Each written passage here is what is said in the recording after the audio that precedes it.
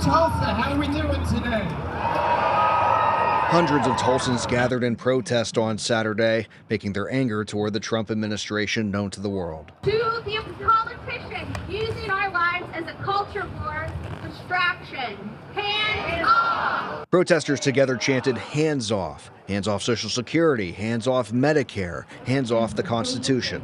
The decimation of our country that's on its way.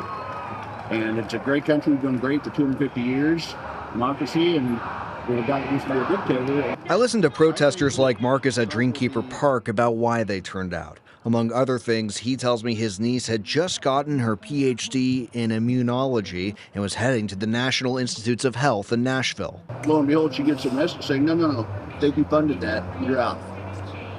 We look at what happened with COVID, and that was a fiasco. We're headed for more.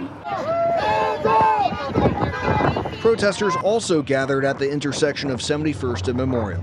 I tell them hands off Social Security, Medicare, Medicaid, stop stealing our money from tax breaks for the wealthy. I'm just not going to stand by it. Protesters like Janet tell me they're hopeful for the future. These protests that are happening here in Tulsa today and also across the country, do you think they're going to make an impact? Yes, I do. Absolutely. How so? Well, especially in places like this, in the red states, and even though Tulsa is one of the has more progressive elements to it for Oklahoma, and there's, I think it will make an impact. I think that we can get back. I have hope. I have faith. What else can you do? You can't give up. In Tulsa, Douglas Spraff, 2 News, Oklahoma.